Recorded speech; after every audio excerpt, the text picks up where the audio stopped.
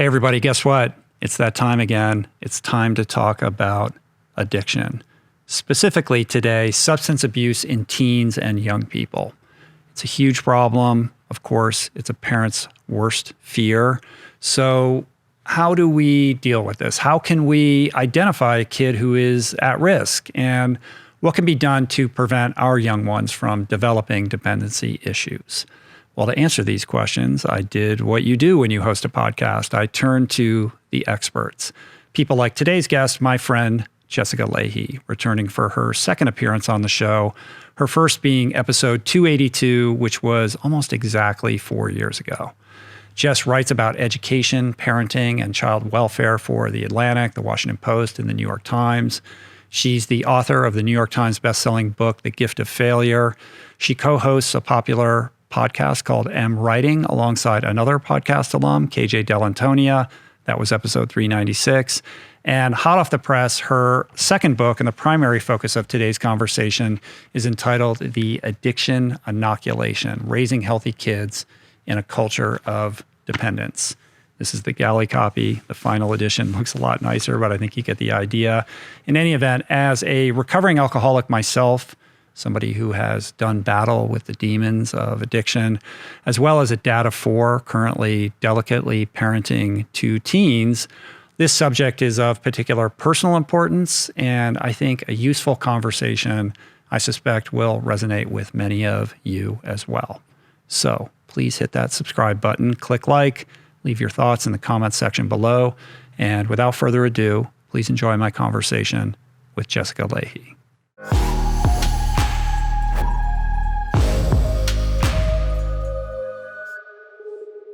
There she is. Wow. Yeah, Tell me about what's going on in the background there. That's unbelievable. So my dad was a designer, and he had a wall like this. He worked in a old straw hat factory that had been converted, and he had this 20-foot high wall, and it was just covered with things he'd collected all over the world. And I have a picture of it because it was just one of my favorite things. In fact, that's my dad right there. Oh. It's just one of those things. I always loved it. And so I knew when I got this office that this wall was going to be for that. Well, two observations. First, you definitely win the Zoom Background Award. This is the coolest, most original. And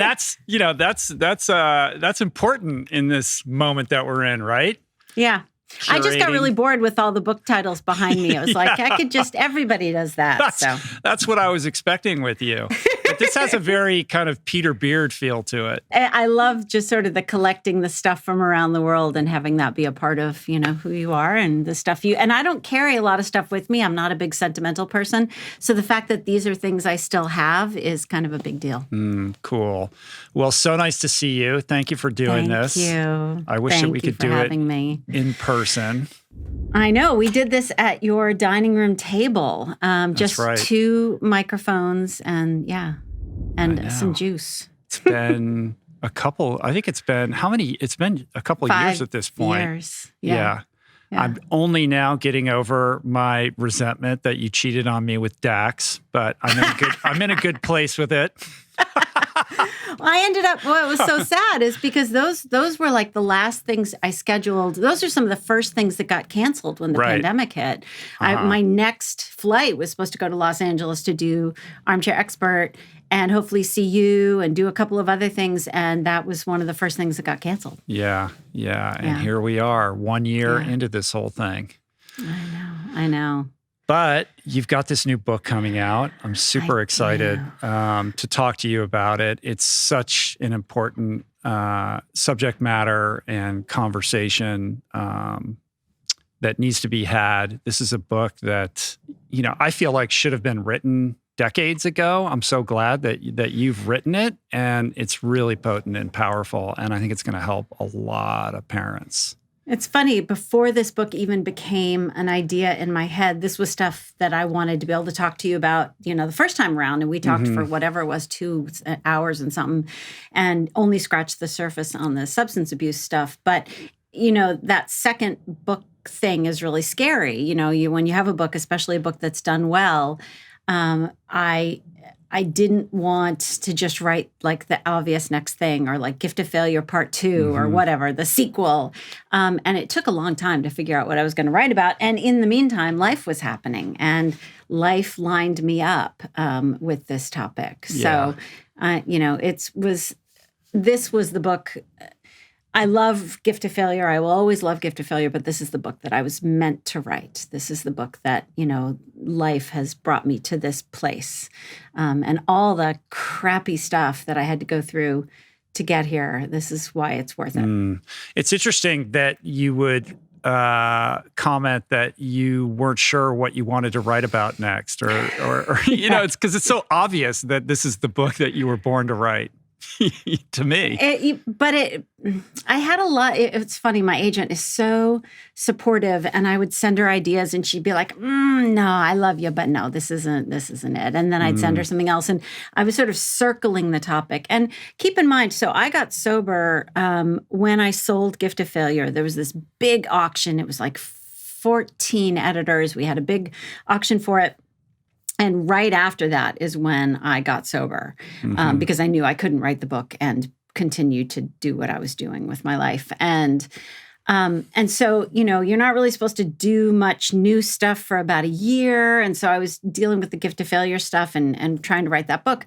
And then a year after Gift of Failure came out and I had about a year sober, I went to go speak in an adolescent drug and alcohol rehab for adolescents. And I went to go do like a, service thing where you go and you do the speaking thing. And then I sort of realized at the end, I looked around and I'm like, wait a second, if you guys are here 24/7, there has to be some sort of education program.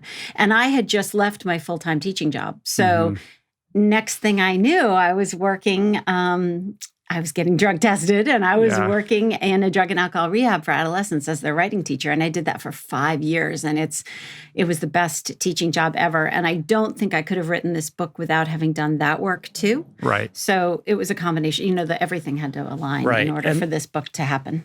They ultimately phased out the adolescent component of that facility, right?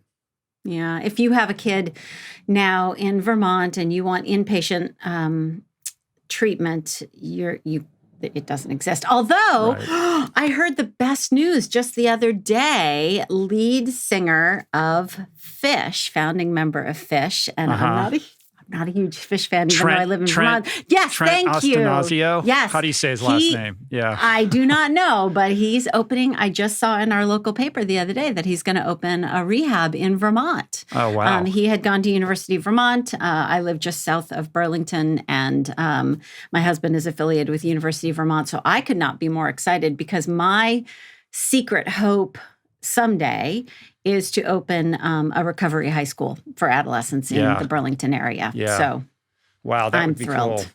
Yeah. That's weirdly ironic because, the whole Phish thing is about just smoking tons of dope, right?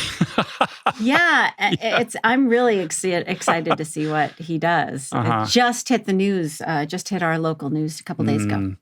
I've been thinking a lot lately about the current state of the greater treatment industrial complex because I just watched this movie called Body Brokers. Have you seen this film yet?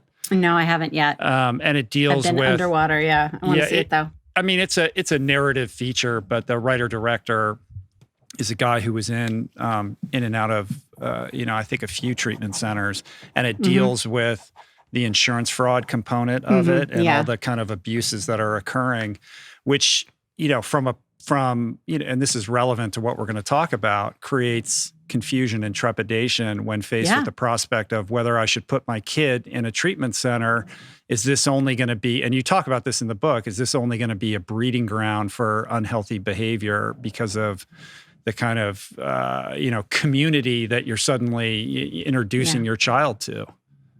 It's so hard to know right now, so many people are making money off of treating people, which is, you have to be able to make money somehow. And then there, especially with kids, there's so many parents just desperate for anyone to help them. And even if you can find a quality place to send your kid, it's just so hard to get a kid in. Yeah. It's just a really bad spot right now. The thing for me that I think it's important to remember is that the new book, The Addiction Inoculation, is just about the prevention side. Like Mm-hmm. you know, I think one of the problems is that there are so many people in recovery who want to help other people who need to get better and want to get better. And so the draw is for people in recovery to go become counselors themselves. And I think that's great. I think that's fantastic. But just having gone through recovery does not make me an expert in treatment. What I'm an expert in now is prevention. Mm-hmm. And I'm not an expert in treatment. Right. So when it comes to that stuff, I will defer to the experts. I have only my own experience. I know, I have an academic understanding of treatment and that sort of stuff. But, my wheelhouse is prevention. Right. And the book certainly uses that as a focus, but interlineated throughout are a couple narratives. Most potent in my mind, we have this girl Georgia and this boy Brian, and you kind of tell their stories, throughout the book, and what you kind of glean from that is how messy and tricky and nonlinear this whole thing is. Like once the child is addicted or the young person is addicted, it's and you admit to your own kind of inadequacies, even as being a sober person, with how challenging it becomes to try to guide that person or figure out how to get them towards the solution.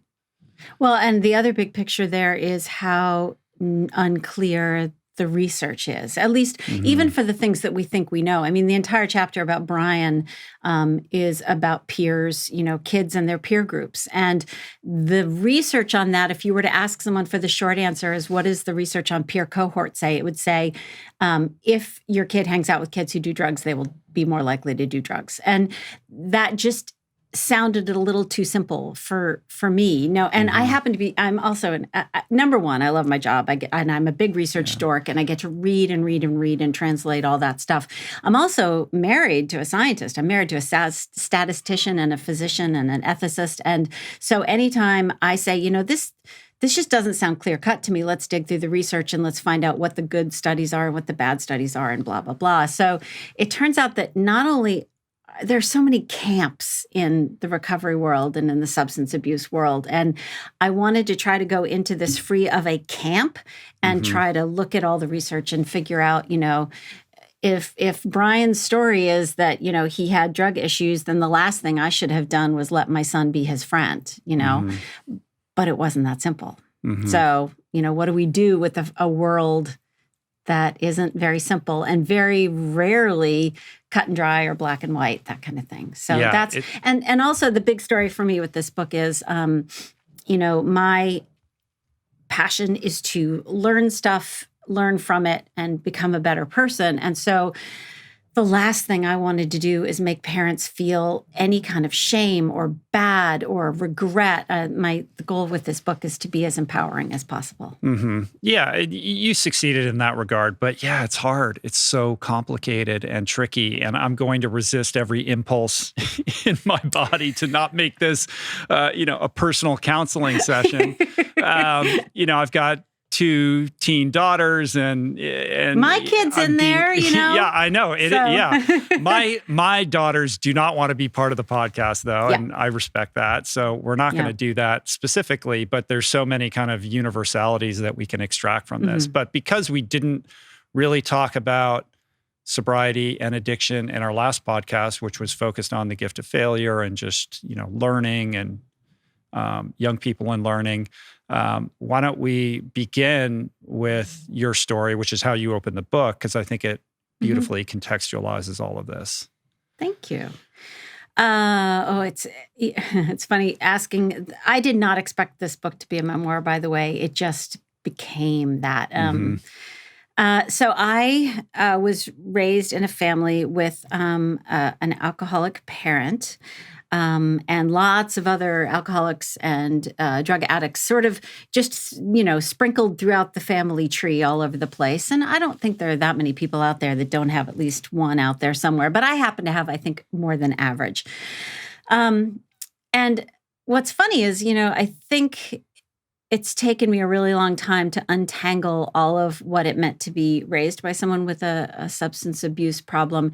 And despite the fact that I really do think I had a fairly idyllic childhood, I also knew that the one thing I didn't want to be was a person who drank too much. And so I really went all the way over to the abstinent end of the spectrum. I was such a dorky teenager. I was like the designated driver. I became a peer drug and alcohol counselor in college. I was like the uncoolest person in college. There's this, I talk in the book, I lit that scene about me standing there in a like beer-soaked living room in a frat house lecturing about how, alcohol is broken down to, I was horrifying. And I also was a resident assistant. So I was like the narc on the floor in a dorm that had a very big drug culture. So I just didn't really drink or do any drugs or anything like that through college. And then I really didn't have a problem with drugs or alcohol until I was in my 40s. And it just snuck up on me. And I get that my story is a little different from a lot of people. There wasn't that like I had that first drink and I suddenly knew what was missing from my life. For me, it was a slow build. And I knew for a really long time that it was building and building and going nowhere good. But it took, my dad actually was the one who called me out on my drinking, which was a really big deal.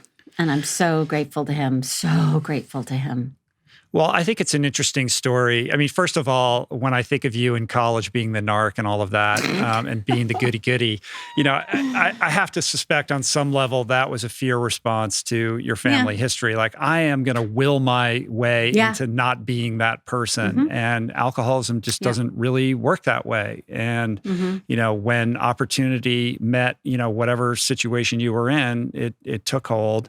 And because, it's not a super dramatic bottom, it's a story less told in the kind of annals of alcoholism, but I think it's incredibly common. Like the extent to which you went to hide your drinking and all of that stuff that's so indelibly alcoholic is relatable to anybody who's in recovery.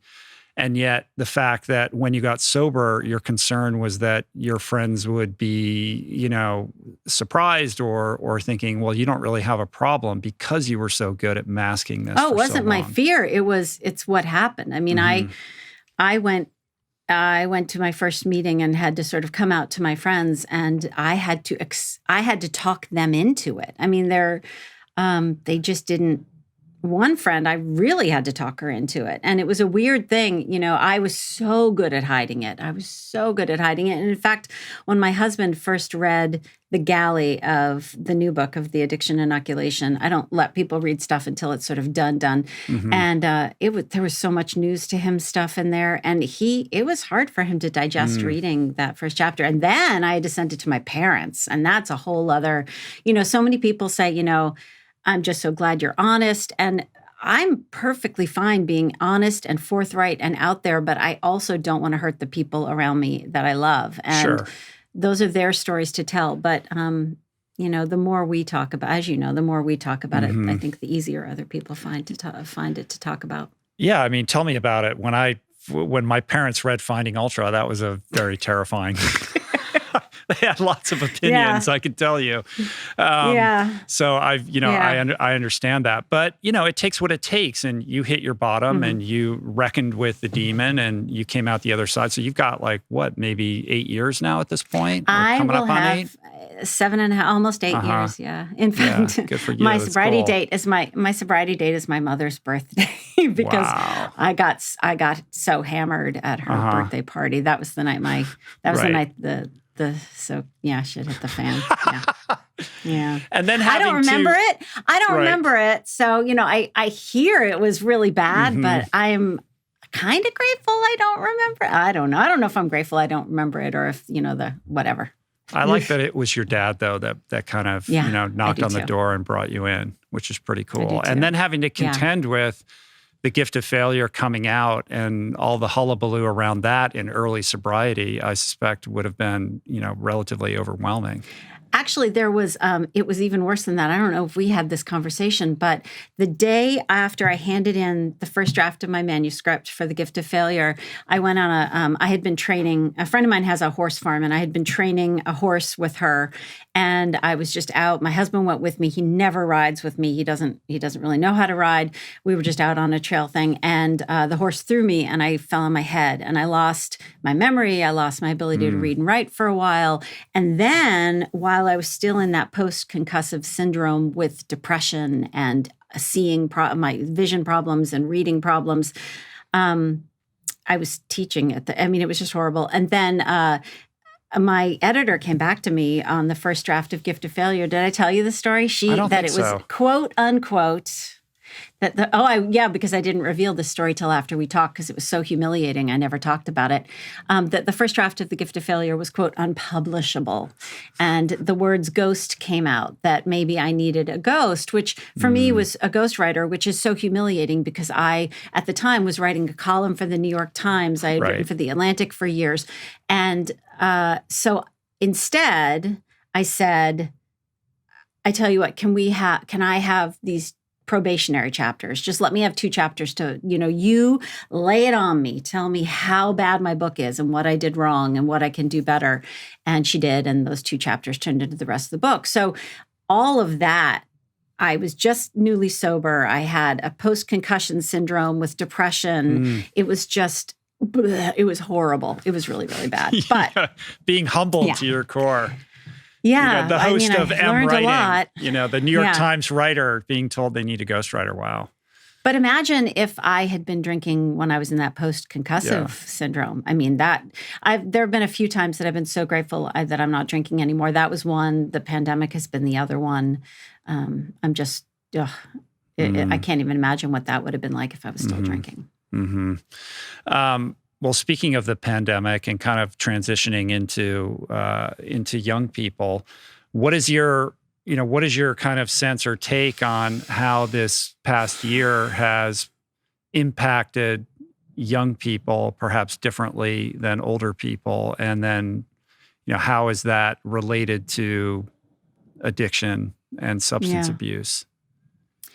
So one of the big things that the pandemic has done for all of us, not just kids, but all of us, is take away our sense of control and take away a lot of and for kids, then, as out of control as I feel as a parent, imagine how out of control my kid feels. He can barely leave the house. Kids have so little autonomy in their lives to begin with. And now all of a sudden, not only, college kids are having to stay home, kids are having to do school from home. Some kids have very, very few spaces to call their own and have any autonomy over. And suddenly all of that is closing in and closing in. My kid, I have a 17-year-old, and I'm trying to imagine what it would have been like for me at 16 and 17 to barely leave the house for, no dating, no leaving the house. It's so taking away kids' control does a couple of different things. Obviously, we're seeing really high levels of depression and anxiety. The clinical, I work with a bunch of clinicians. I do this, when the pandemic first hit, a bunch of us sort of parenting educators and writers got together and created this thing called the Parenting in Place Masterclass. And we do these sessions, and I'm doing a session actually with a mutual friend of ours, Julie Lithcott-Hames. Right. She and I have a session coming up on older kids and getting them out of the nest and off to college. And the parents there and the clinicians there are talking about just incredible levels of depression, lots of anxiety, tons of suicidal ideation. I have friends there in this group who are not just clinicians, but like work in schools with kids all the time. And they're like, I don't know what to do with all of this sadness and despair and helplessness. And that's what taking control away does to us. It creates this learned helplessness, which is, there's some great research from Martin Seligman at University of Pennsylvania about the fact that when exposed to long-term helplessness, frustration, pain, our sort of default response as humans is to go helpless and just sort of, curl up in the fetal position. And the way we undo that, the way we interrupt that circuit is by giving control back. And all of these kids have not only had the normal amount of sort of parents in their stuff all the time, suddenly just their ability to do just about anything and have control over just about everything has been taken away. And learned helplessness has gone through the roof. Some people are talking about it in terms of like regressing, which isn't entirely appropriate, but close. I mean, lots of kids are sort of reading books they used to read when they were 12, but haven't looked at in a long time as a way of giving themselves comfort and stuff like that. Or watching, my kid went through a period where he was watching movies he loved as like an elementary, like animated stuff that he loved as an elementary kid. And yeah, so I think that depression, that anxiety, those feelings of hopelessness, all of those feelings are, really put kids at risk for substance abuse, number one, but obviously mental health issues at the same time. And it's incredibly hard to get help right now. It's incredibly hard to get help right now from a mental health perspective. Everyone's overbooked. Kid has to do stuff by Zoom, which is not the same thing as being in the room with a therapist. It's hard. It's hard for everybody. Yeah. I mean, we're experiencing that in our house, anxiety, depression, the loss of agency, the powerlessness, the frustration that gets baked into that. And all of those contribute to this, mental soup that primes a young person to be susceptible to substances in a pretty profound way. Like we have one, here I am talking about my family, but I have one daughter who's very extroverted. Cloak it as much. There you go. Yeah. One very extroverted child and one very introverted child, and noticing how they are navigating this, in very different ways has been fascinating as well. One is internalizing everything, and it's very difficult to get this child to communicate about it, whereas the other one is just a hurricane, like you never know what you're going to get, and it's changing from hour to hour. Yeah, and actually my introvert has actually liked a lot of the aspects of being home more and being in his cave. He went nocturnal for a while too, I think. And, having all of those relationships be online and not having to go to school, that was working really well for a while. But even he, I think, is starting to hit a point where he's like, okay, it's been a year now. I'm 17. So and it really has affected kids differently. Some kids are thriving. Honestly, I talk to parents all the time whose kids are thriving because they've had, independent projects, so their homeschool is working for them, or hybrid is what my kids are doing, and that's working well. But in general, it's been really hard to watch kids have to struggle through this, often by themselves. And what is your sense as an educator in terms of how learning is happening when now it's all digital and on Zoom? Yeah, so the secret sauce of teaching is engagement, relevance, connection, interpersonal connection, connecting the material you're learning to something you care about. We know that learning does not happen when there's not an emotion tied to it. So emotion is what allows really deep learning to happen. And when you feel disconnected, not just from the people you're learning from, but from, okay, well, sure, I am understanding that this is geometry, but how does that relate to anything beyond the classroom? So, the really best teachers not only create an emotional connection with their students, they help connect the material to something the kid cares about. They create relevance. So they have a sense for, oh, this kid really likes astronomy. Let me explain to him how geometry and astronomy work together. And, ooh, this kid over here, she likes to sew. So let me explain how seam allowances, how we use fractions to work with seam allowance, that kind of thing. So that relevance is important. But then really what it comes down to with engagement is that that emotional interest, attachment, stimulation for whatever it is we're teaching or the people that are teaching it. And when this disconnect has happened, at the end of the first season of the pandemic, at least the kids already knew their teachers. They'd been in their classrooms with their teachers that year. Then looking at the fall, and by the way, I just have to say this for teachers out there, online teaching, virtual teaching, distance learning, that is a skill that you have to learn. It's not like something that just classroom teaching does not just translate to online, especially because the best kinds of teaching don't work with me as a talking head, just sort of, that's lecturing, and lecturing is actually a really poor vehicle for learning. So the teachers that were doing sort of the best work had to try to figure out how to adapt, whether it's project-based learning or independent inquiry or, all of that stuff is really hard to do in this weird talking head format.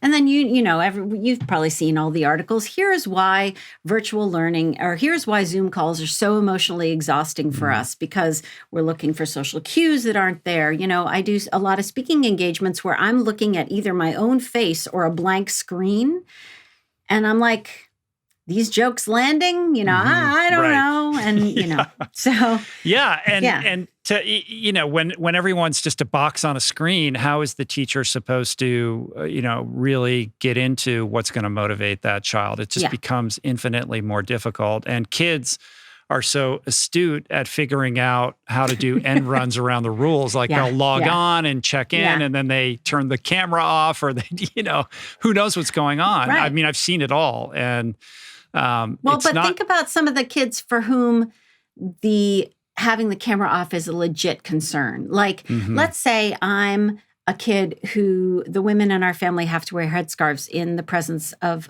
men that are not of the same family. So that now means if I'm online in my kitchen, because that's the only common space we have in our apartment, and that now means my mom has to be in her headscarf. Or what if I'm a kid who lives in poverty? What if I'm a kid who lives, in a shelter? I don't want to have the camera on. I don't want people to see what's going on in my house. There are very real reasons why some kids can't engage in the same way. And P.S., some teachers are still penalizing kids for not having their cameras on, or, that kind of thing. So I think teachers all of a sudden, it's like, hold on, I'm now a guest in your home. It's not like you're coming to my classroom. I'm now a guest in your home. What new considerations do I need to consider for that? I've never even done that before. Right. It's a whole new thing that I'm just amazed that it's gone off as well as it has, frankly. Well, it'll be interesting, maybe a decade from now to, really do some studies on the long-term impact of this. And, it's going to take a while, yeah. And I say the same thing for substance abuse this year, too. I mean, we have groups doing surveys every year of sort of like the Monitoring the Future survey. They look at, kids' attitudes around drugs and alcohol and their habits and stuff like that. But I really think it is going to take a couple of years for us to see the full impact and get a clear picture of what's happening. We'll be back in a sec, but first, if you enjoy this podcast, and I hope you're enjoying it, then something tells me I think you'll really dig my latest book, Voicing Change, featuring excerpts from, poignant essays by, and glorious photography of some 50 of my favorite guests over the last 8+ years of doing this thing, this podcast. It's a gorgeous, artful compendium of the show and copious wisdom shared therein, all wrapped in a hardcover coffee table form that provides a great taste of what we do here at the RRP and also serves as a beautiful keepsake or gift or primer for the ardent fan. The book is only and exclusively available on our website. Signed copies are available, and we're shipping globally direct to any coffee table on planet Earth. So to learn more and snag your copy today, visit richroll.com/VC. That's richroll.com/VC. All right, let's get back into it. Well, let's pivot into the substance abuse stuff. I suspect the reason that you introduced the book with your story is a means of saying, like, I understand this stuff. I have my own history and experience with this. And myself also having that experience, I feel like it equips me to better understand and manage, my parenting around this in a better way than somebody who has no experience with this. But I've also found that it has some downsides as well. So talk a little bit about, kind of what you bring to this conversation as somebody with direct experience and where that can kind of also go sideways.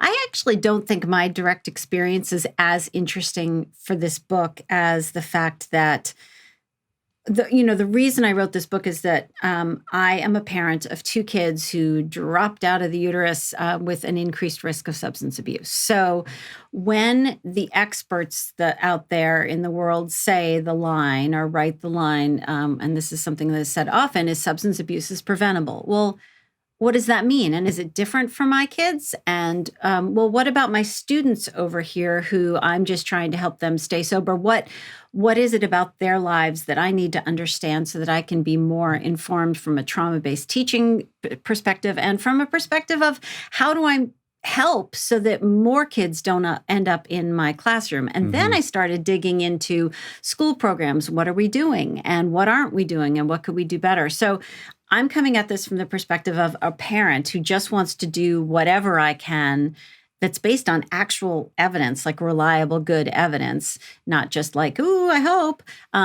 What can I do as a parent, especially as a parent of kids who are more likely to have substance abuse during their lifetime, and as a teacher, and as a person who, my entire adult career has been dedicated to helping kids feel seen and heard and known and helping them get to a place where they are healthy and full and self-realized, adults. And all of this is part of the same picture. So the fact that I've been through recovery, I think that, adds something interesting to the story. But my perspective is really that of an educator and as a parent and as someone who fortunately has this platform to say, okay, if we're not doing enough, what is it that we need to be doing differently? And to bring the journalist side of that to this is fun because that means that I have to go into this as objectively as possible. I don't care, I happen to get better in a 12-step program, but that's not for everyone. And, how can I be as objective as possible and come at this from, as objective a headspace as possible? So I tell the story about who I am mainly because I'm going to say some hard stuff and I need you don't have to like me, but you do have to trust me. And I say it, and I say hard stuff in Gift of Failure too. And so I have to walk this line of, I'm going to say some really hard stuff, but I've been there and I've made those mistakes and here's how I learned to do better. So I think that's why that story's there. I got it. So let's talk a little bit about the difference between adult addiction and what is unique about teens and substance abuse. And maybe that's an opening to talk about the developing mind and what's particular about a young person's experiences with drugs and alcohol. So I like to start from the place of, look, I am not anti-drug. I'm not anti-alcohol. We have to keep in mind going into this that just because a kid has a drink of alcohol or some drugs does not mean that they're going to be addicted either. Lots of people out there on the planet, like probably 90% of the people out there can go use substances and have at it. Dr. Carl Hart's new book, Drug Use for Grownups, talks about that. Michael Pollan has talked about it in How to Change Your Mind. If you're an adult and you don't have an issue and you're not wired the way I'm wired, then have fun. I'm not as interested in that picture. Here's the thing, though, that's adults. Kids are a very different thing because adolescents from about, puberty to the early 20s are in this period of unmatched brain plasticity. The only time where the brain is developing at this rate is from birth to 2. So adolescence is so much is happening in their brains. They're not only wiring up the frontal lobe of their brain that hasn't been really online yet, which is where all that executive function, planning, schedules, all that stuff happens. Their sort of limbic system, lower brain stuff is sort of running the show right now. This is just starting to come online. Myelination is happening in the brains. Fatty sheath is going over the neurons. Synaptogenesis. Synapses are just billions of synapses are happening. And there's no retakes on this, right? So if anything goes wrong during this period of incredible plasticity, you can't go back and fix it. And that's why during adolescence, drugs and alcohol do some things to the brain that just don't happen later. Like there are risks to certain drugs and alcohol to everyone, but then there are greater risks for many of them because they mess with parts of the brain that are in the process of growing and adapting and connecting really, really quickly. So that's what makes it different. And then, a lot of people call substance abuse a developmental disorder because teenagers are also uniquely wired to want to go there, right? Right. Novelty, risk. Kids, adolescents have baseline lower levels of dopamine than little kids or adults. So when teenagers tell you they're bored, probably really are because their dopamine levels are just baseline lower. But man, drugs and alcohol really can fix that. So they're really in a place where, and also they're becoming. And that's scary. And not liking yourself is sort of a part of adolescence here and there. And drugs and alcohol can kind of fix that in the short term, too. So taking that chunk of information and then layering that on top of a young person and trying to assess their level of risk, you kind of run through this gamut of factors from genetics and epigenetics to adverse childhood experiences, toxic stress, academic failure. So talk a little bit about the factors that contribute to a young person being at risk and how to identify when you see whether it's your own child or another child, like how you can kind of intuit that person might be walking a tightrope. So in figuring out how much risk your kid has, I beg parents to just be really as clear-eyed as possible about this. It's so hard to not take things personally because we feel so, our kids are like some sort of statement about our parenting. And man, if my kid has a risk factor, maybe I'm a bad parent. I would beg you to not do that simply because a kid's risk factors are information, and information is power in this situation. So if I know that I've set my kid up, like, for example, we moved right between middle school and high school, and transitions are really risky times for kids. And I not only moved my kid away during this sort of high risk time anyway, I took him away from all of his friends.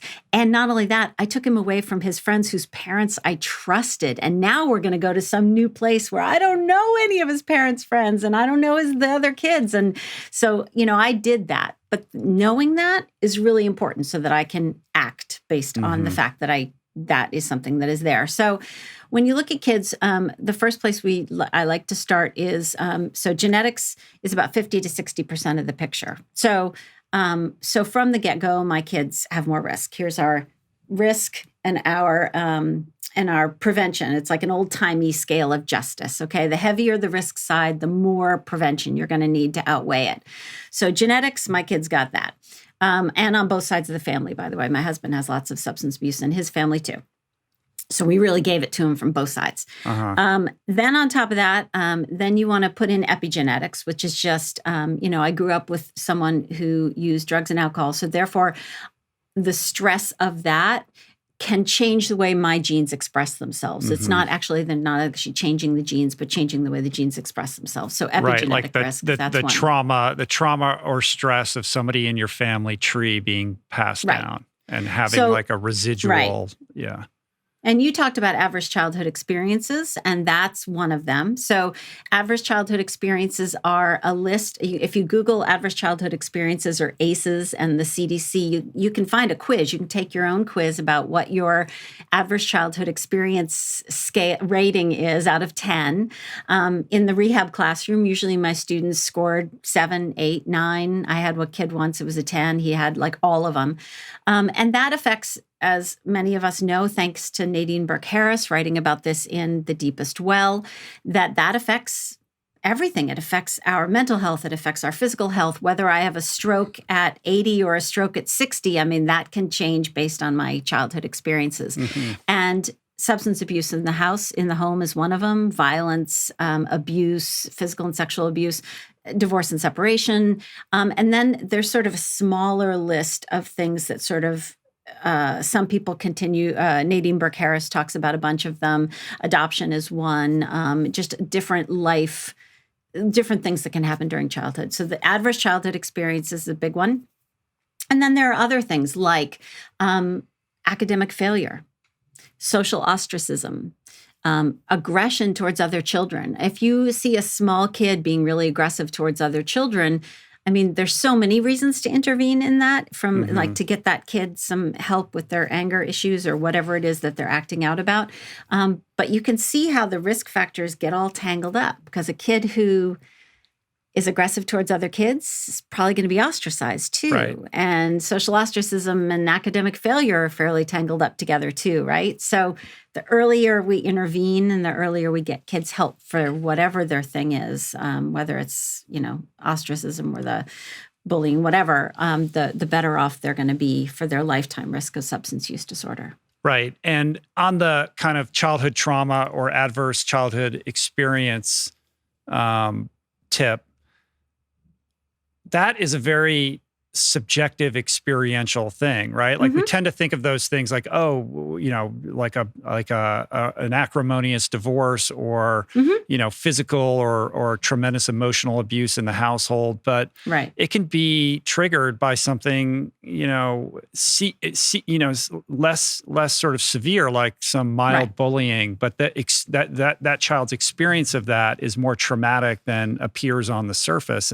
So then, does it not just become an issue of communication, like how to figure out how to crack the code with your child so that you can open that channel and really be able to understand what's going on with that person? Well, and the people who are in the addiction or substance use disorder is what we're supposed to be saying, that substance use disorder is is related directly to trauma. And that's the Gabor Mate, of the world. And he's written so beautifully about that. That is a legit talk about camps and substance abuse and substance use disorder. So there's the trauma camp. There's the idea that substance abuse is a developmental disorder, because adolescents, kids are just uniquely wired to want that risk and want that novelty, and also driven by the lower brain. And, people don't often become substance users / abusers later on in life. If it's going to happen, it tends to happen during, adolescence. And then there's the brain science camp as well. So, speaking of the camps, the trauma one is a very big one. And actually the analogy that I hate, but it's so apt, is, that genetics is the bullet in the gun and that trauma is the trigger. That bullet could sit there forever, and there could be two kids have the same trauma and one just is better able to deal with it, and another kid, just that have that trauma that happens to them and they're off to the races and running with addiction. So, yeah.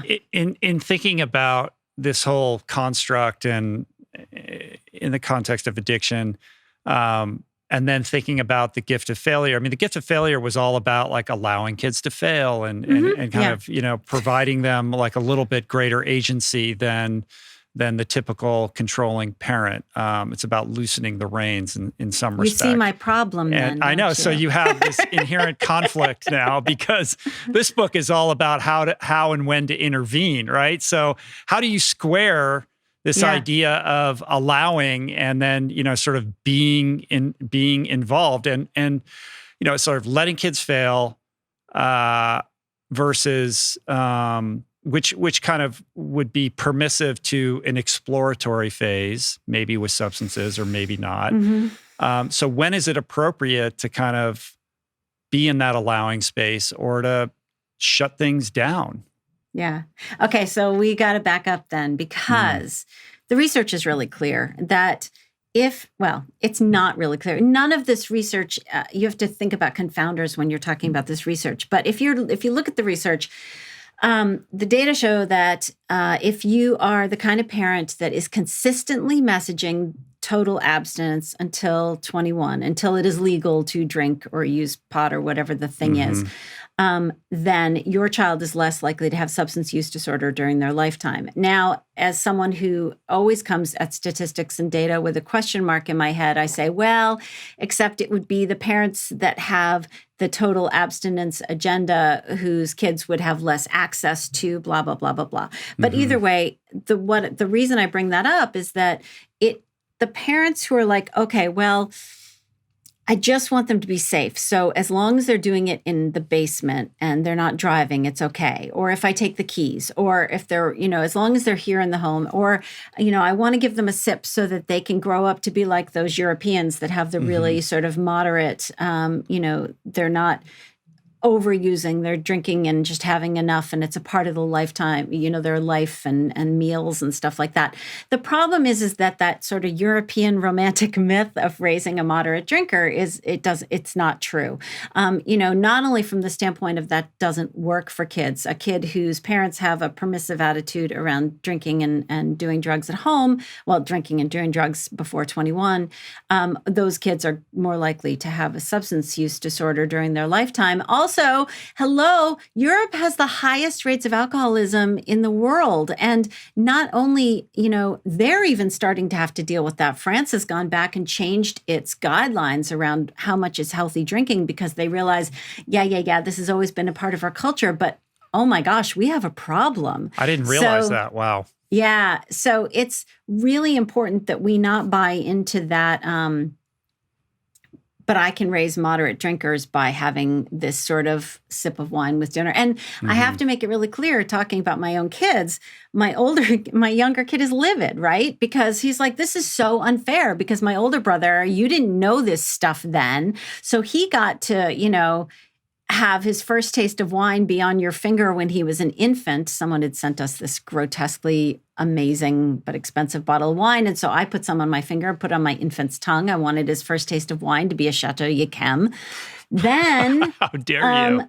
I know. And then, he was there was this like, yeah, we know you're going to drink, but be careful kind of thing. And now my 17-year-old is like, this sucks because you now are like total abstinence. Absolutely not. It's illegal. We don't do that before 21. And, all I can do is say, look, I'm only modeling for you what I want to see in you. Like, I want you to say, I thought I had the right data. I thought I was doing the right thing. And I realize now I'm not. And so I'm going to change what I'm doing to do the right thing. So, sure. Hello, total abstinence in my house until age 21. And that's fine. But do you not run the risk? Hold on. Like, if you draw that hard line in the sand, are you not risking the behavior going underground? Like, you're going to cut off the communication. Yes. You're setting up a scenario in which your kid's going to lie to you and hide stuff from you and do what he's going to do or she's going to do. And then you're not privy to what's going on. So the other thing for people that are only listening, you just have the biggest smile on your face. So no, it's just that this is what killed me. The writing of this book was this really hard for me because I do not read my children's emails. I do not read their texts. I have never gone on the high school portal and looked at my kids' grades. I don't listen to their phone calls. I trust my children. And, until I have reason not to trust my children, I don't search their rooms. I don't read their stuff. That's very important to me because the research also is clear on this, is that kids who are more controlled by their parents lie to their parents more. It's just the reality. So if I want my kid to be the kind of kid who can trust me and talk to me about things, I have to respect his privacy and I have to put forward the idea that I trust and respect him. Okay. So there's that. There's also real concerted efforts to make these conversations really common and an understanding that, you don't have that one sex talk. You don't have one drug and alcohol talk. And my kids, just took last semester, he was in a biology class and the teacher asked the kids, how often do your parents talk to you about substance abuse? And Finn was like, oh my God, when does my parent not talk to me about substance abuse?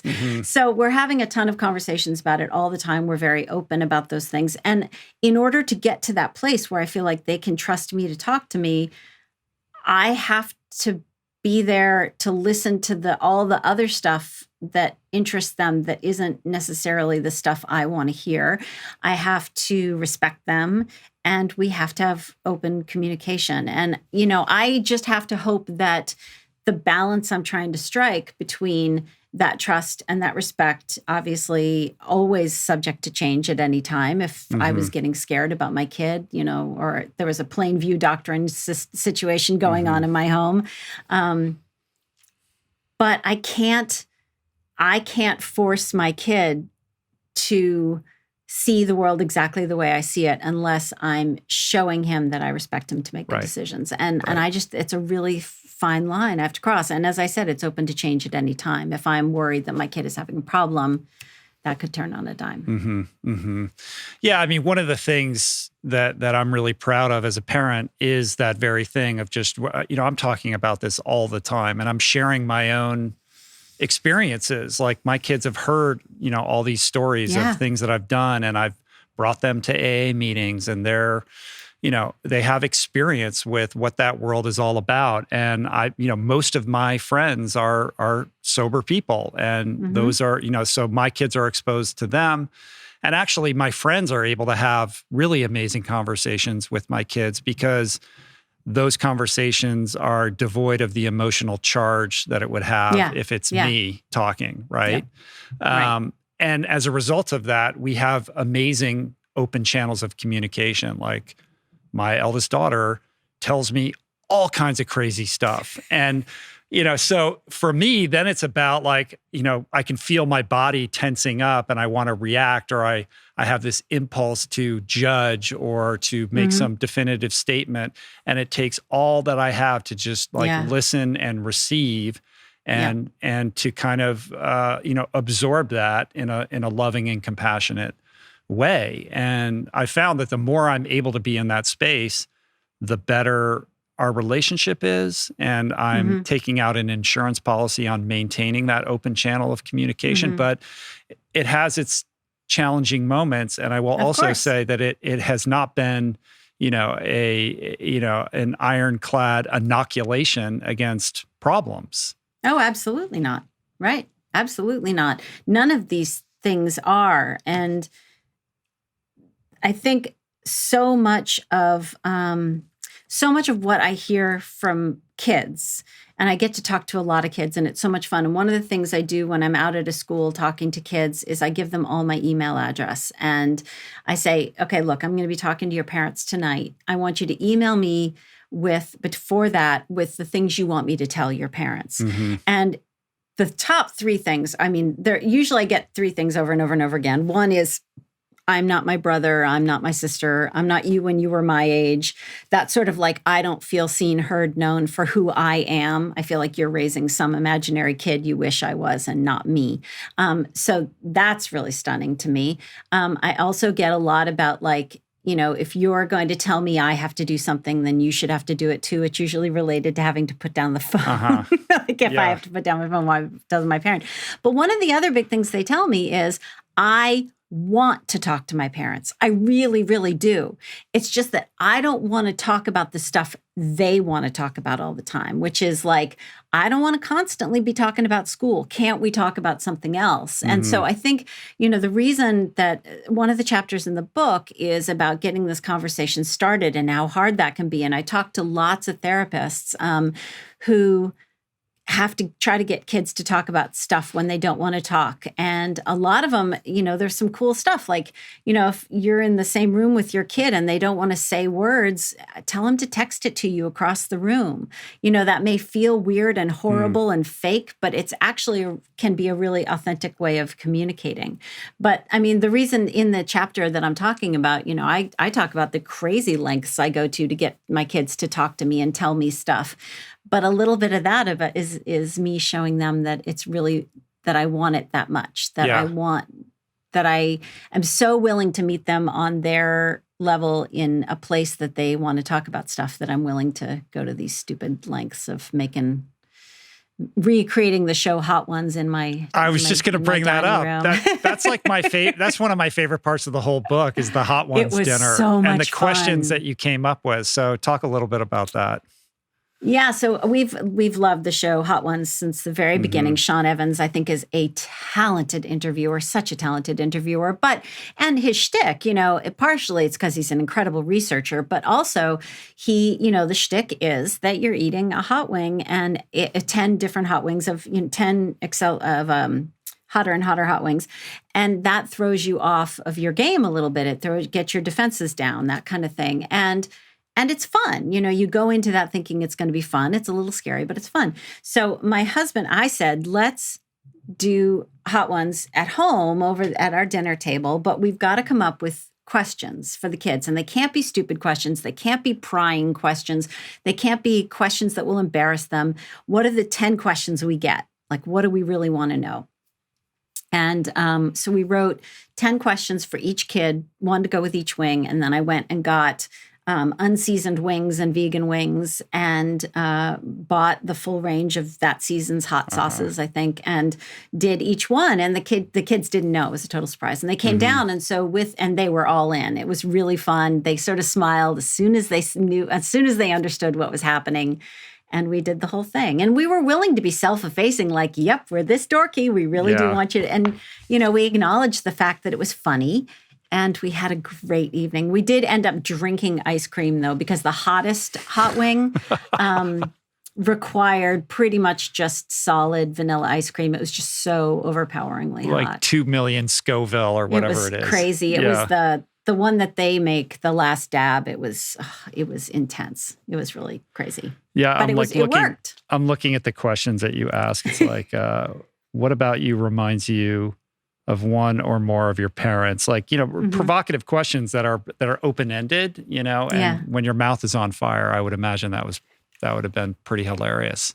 It was also fun because one of the questions, like, what about you reminds you of one or more of your grandparents too? And it was really interesting that the answers really surprised me. And we had whole discussions about the answers, like, oh, I thought you would have said this, or that really surprises me. I think you're more like your grandfather than your grandmother, that kind of thing. So it wasn't just about the questions, but it was about the conversation that happened around the questions too, which was fun. What are some of the common mistakes that parents make, like well-intentioned parents who are trying to, institute these preventative measures around substance abuse with their kids? I think a lot of parents have information. For example, lots of parents know that the first place kids often encounter opiates are in the medicine cabinet, right? The leftover pills in the medicine cabinet. And I think a lot of our hopes about, oh, but my kid wouldn't, or, that kind of stuff keeps us from putting those opiates under lock and key, or even having the conversation about opiates in the medicine cabinet. While the vast majority of parents surveyed in this one survey knew that opiates are often come first from the family medicine cabinet, only 10% of them were talking to their own kids about the dangers of taking opiates out of the medicine cabinet. So it's also just scary. There's something, I think one of the reasons that writing a book about substance abuse delegates you to like the bottom shelf down near the floor at the back of the bookshelf, at the back of the bookstore, is that this is a really scary topic. So the only way to make it a not scary topic is by talking about it a lot. I mean, I think we talk about it a lot in our house, mainly because I'm proud of my recovery. I'm proud of my parent who is now in recovery. But they also remember when it wasn't nice. And those conversations, especially with my kids, I have to have conversations with my kids that are more about, whether you drink or have your first drug or whatever, but what it looks like and feels like when it goes from use into abuse. What is that? What does that feel like? Like, where is that happening? So that there are some different conversations that I think parents are really scared of, rightly so, because, if you start with your first conversation, as about, taking drugs, that's really scary. But if you're starting really young with a really little kid and you're talking about the fact that, mommy's name is on that bottle of pills on the counter because it's for mommy, we don't take medicines that aren't prescribed for other people, or, talking to them about general health and stuff like that. If we start really, really young and that becomes a normalized part of the conversation, it's not nearly as scary. And I think avoiding things that are scary is something that we're all guilty of. Yeah. I hate having the sex conversations. I hate it. I bet you're really good at it, though. There's a reason. I think I say this in the book. I can't remember, but my husband. I have two boys. My husband tends to have more of the sex conversations. The preferred place to do it. We used to live right near the Dartmouth Skiway. Like we could walk to it from our house. So chairlifts are great because you're both there, but you're not looking at each other. You're looking straight ahead. So you don't have to look in the eye of the person, which is why driving and, chairlifts, someplace like that work really well. Chairlifts, great place for these conversations. Yeah. Well, because you're trapped for a given amount of time. I mean, you have to be kind of like a Jedi in order to, get a glimpse into the interior life of a teenager. You can't will that conversation into happening, right? You can't come at it directly. Like I've just learned that I have to, cast my fishing rod in so many different directions, trying different things, coming at it sideways, trying to figure out what my child wants to talk about. And then it's only in the process of doing that and the child becoming comfortable that something will eke out, or something that they wouldn't have said if you asked them directly will become clear. And then to grab onto those moments and just, hold on to them, because they don't come that frequently. It's not, and the thing as a teacher, I can tell you, is it's not just about the what you say. It's sometimes about the when you say it. And, when I was teaching middle school and I was watching kids just sort of screw up all around me all the time, you don't pounce on a kid right when they make a big mistake and he's feeling bad about it and talk about how to do better next time. Sometimes you have to wait for just the right moment. Sometimes they need to breathe for a minute. And sometimes, especially with substance use, that it's hardly ever that first person that comes to you and says, I think you've got a problem going on here, that's going to make you think, oh my God, I've got a problem going on here. Sometimes it's person 100, but it's like a puzzle. If person 1 through 99 doesn't say something, then person 100 won't click. And sometimes it'll be person 42 and sometimes it'll be person 68. And you can't know that ahead of time. So there's partially just a whole timing thing that's out of your control in terms of when your kids are receptive, but making sure they're sleeping well and making sure they're eating well and making sure that your relationship is in a place where they trust you to have these kind of conversations. That's like the big base that you start from. Right. Of course, with that though, one of the things that we contend with is they don't want to do any of the stuff that we like, hey, you got to get a good night's sleep. Like maybe, eat a salad instead of this, or, and they want to have their own experience. And it doesn't matter how much we model healthy behavior. They want to figure out who they are through differentiation.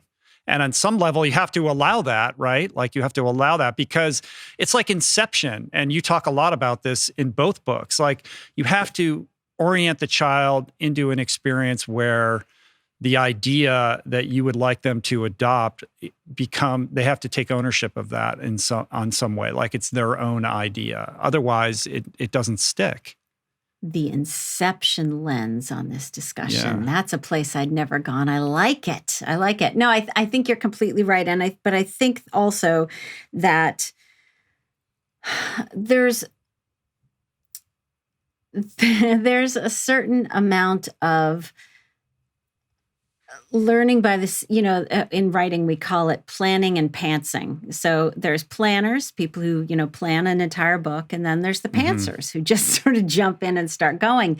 And I think a lot of us have to do a lot of pantsing, but at the same time, we're learning as we go along. And this stuff that we're learning as we go along sort of informs the next iteration of what we try. And that modeling is what we're trying to do for kids too, which is, learn from the mistakes that we make so that they don't have to make those mistakes, or so that we can do better next time. And, the thing about like the sleeping and the eating, one of the things I talk a lot about in both books are logical consequences, like making sure that they do get to feel the logical consequences of their actions. And if your kid is not getting enough sleep, and by the way, kids are getting a lot more sleep during the pandemic. Yes. There's the research on that. Surveys seem to show that they're getting a fair amount, actually quite a bit more sleep. They used to just laugh at me, like when I would go out and speak at schools and I'd say, here's how much sleep you're supposed to be getting. And they're like, oh, that's really funny.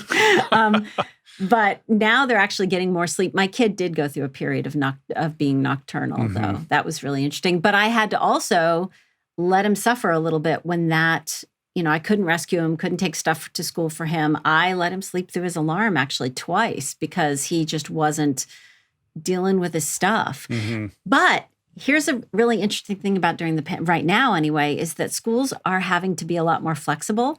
So this is a really great time for you to let your kid feel the consequences of some of these mistakes, because, a lot of schools are saying, we just can't hold kids to the same exact rigorous standards we were before this. So there's been a lot of opportunities to let kids take the reins a little bit more during the pandemic, which has been good.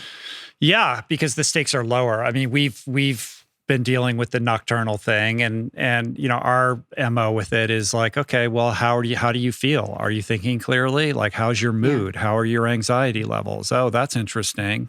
Maybe you might want to rethink this, but not saying you have to go to bed at this time or else. Yeah. And then by dint of, kind of having kid gloves around it, they come into their own, they have that inception moment where they're like, this doesn't work for me.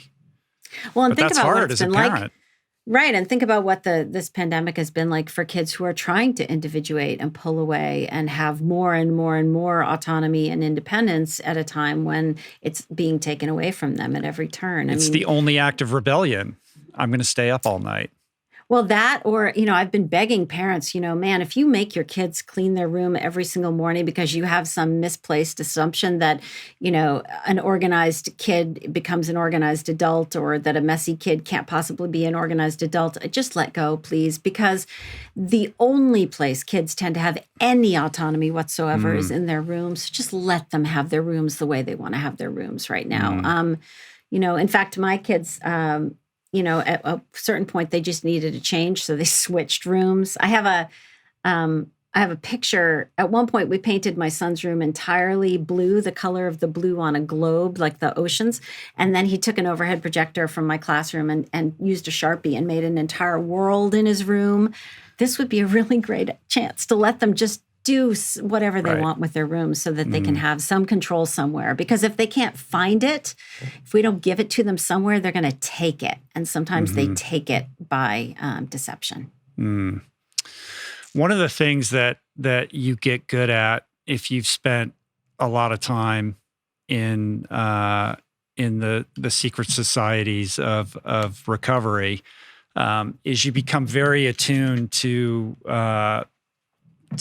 how people behave when they're using. Like, you can spot the signs, a million miles away, and you become like a palm reader when you encounter somebody, and you can tell kind of immediately where somebody's at, and you can just kind of read signals in a way that a normal person who doesn't have that experience can't. And this is something I've, been talking a lot about with my wife, who is not in recovery and doesn't have that much experience with people in recovery other than myself. And I can say to her, like, if we encounter somebody, oh, this is what's going on with that person. She'd be like, really? I didn't see that. And I bring this up because I think it's instructive in terms of helping parents or just anybody identify the warning signs, whether it's a child or an adult who might be, headed in the wrong direction. So maybe talk a little bit about, some of those cues so that we can all be kind of more on top of things before they get too out of control. I mean, so the cues that, I tend to look for as a parent and as a teacher is a change. Like, if you have a kid who is baseline fairly introverted and likes their cave time and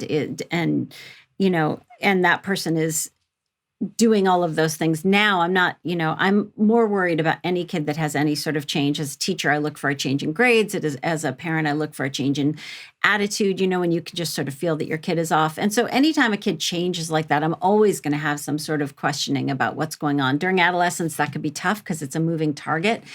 Kids are changing like crazy during adolescence. But change is the big thing that I worry about. If they're sleeping more, sleeping a lot less, if they're eating more, eating a lot less, if they're depressed, whereas they're normally up, or if they're up when they're normally down, that sort of change is the thing I look for the most. But one thing I wanted to sort of mention is that when we talk about the risk for kids and we're talking about sort of where we as parents are in our heads. You said the thing about how recovery allows you to see things more clearly. I also want to make it really clear that one of the things we talk about in recovery is that once you've had some recovery, once you've gone to a couple meetings, even if you're just faking it and still using the whole time, knowing that information you learn there makes it a lot less fun to use. And so to put it mildly. So that information is a lot of what I'm talking about in the book. And there are some really cool things I found out about. I mean, the reason the word inoculation is in the title is because of this thing called inoculation theory that's really, really useful and helpful for helping kids feel like they have the emotional wherewithal and the capability to have good refusal skills and to refuse when someone says, everybody does it or it's no big deal. And then, I learned about the fact that most kids tend to overestimate how much other kids want to drink and use drugs. And so if you come at them with data, if you come at them with knowledge, not only does it make it less fun to use because if I'm coming at you with information about what is happening in your brain and what this does to your brain. And P.S., when you say, and you're an 8th grader and you're saying that everyone's trying drinking and it's no big deal, and I happen to know that only 24% of kids try even a sip or more of alcohol by 8th grade, then I can say, sweetie, it's not everyone. Actually, it's only 24%. So, if you've got you and 10 friends, there's really only a couple of kids that are doing that. So that information not only gives kids the why they want, because I said so does not work with kids, right? I'm sure you're familiar with that at this point. But here's the why does work. And it not only works because it helps kids feel empowered and in control, it's also a big buzzkill. Just like going to some meetings is a big buzzkill. And it's never as fun to be high when you actually know that it's killing cells in your hippocampus or it's doing what the other things are that it does. That's why I'm a big fan of talking to kids about the why. Yeah. The peer group thing is so huge, though. I know tons of kids, and they'll say, if I don't, go along to get along, then I'm not going to have any friends, or I'm going to be socially ostracized, or I'll be the only one who's not doing that. And they're just not willing to live on the perimeter of their peer group for the sake of, sobriety when that why doesn't really compute, because when you're young, you feel bulletproof anyway. So who cares? Yeah. And what's interesting is that overestimation I was just talking about. Like if you ask a kid how much they think their friends drink, they'll estimate more. What's really interesting is from a gender perspective, a lot of boys will up their consumption in order to match what that perceived norm is, even though the truth is lower than the perceived norm, whereas girls actually will tend to withdraw. And so if all of their friends are, drinking and want to do that sort of stuff, or they perceive that's the case, they'll pull away. So there's very different sort of reactions. But knowing that, I think, is so important, because even if we're modeling for them what good relationships look like, if we're modeling for them, the thing I value, in fact, I was just talking about this earlier today. My friends and I were talking about a couple years ago, we were getting together somewhere, and a friend of mine called ahead to the place we were going to find out if there'd be non-alcoholic options for me there. And I said in front of my kid, that showed me that she loved me. And it was at a time when he was in the middle of a relationship where he was not feeling like he was being treated very well. And so we were able to have this conversation about what it is we get from relationships. That's what I love about being friends with this person. And what is it you like being friends with that person? Because you seem to not feel very good when you come home from his house and that kind of thing. The problem is all of this requires us to say, what's happening in my relationships, what's happening with my drinking, what's happening with my drug use, what's happening with the way I handle when I make mistakes, that kind of stuff. The way we model that for kids is, they tend to watch us more than they tend to listen to us. I know, annoyingly so, unfortunately. But you do have to, walk the talk in a certain regard. You can't expect your kid to model healthy behavior or to do what you say if you're not doing that in your own household. Right. And that doesn't mean that you have to be abstinent, because what I'm talking about is, I have a husband who drinks like a normal person, and they see both of that from us. But what really worries me is this culture of sort of, especially around women and drinking, the whole, I have to have the wine at the end of the day. This is mommy juice. Here's my wine glass with the sippy cup on top. I saw these cups at a bookstore. I'm not going to name the bookstore because I happen to love the bookstore. And they say, it said on the glass, I teach, therefore I wine. And the idea that, we're messaging to kids that we use the drugs and alcohol in order to not feel stuff, to unwind, to have to deal with our stress, that there's no other way to do that.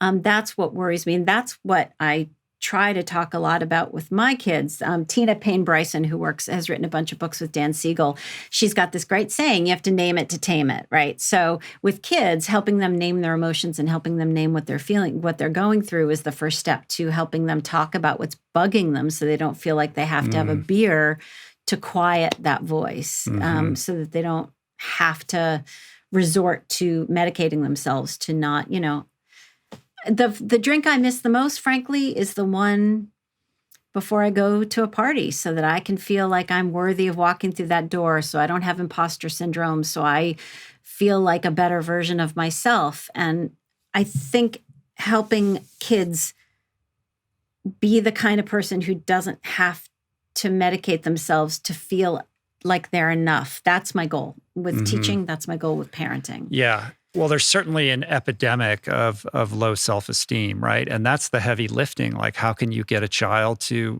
and to feel comfortable in their own skin and inhabit their truth and, stand their ground and look people in the eye and feel good about who they are. And so many young people struggle with that tremendously. And the level of discomfort that produces, it's no mistake or it's no mystery why, substance abuse, seems like a good option because it ameliorates that immediately and it's very dependable in that regard. It's going to do its job every single time.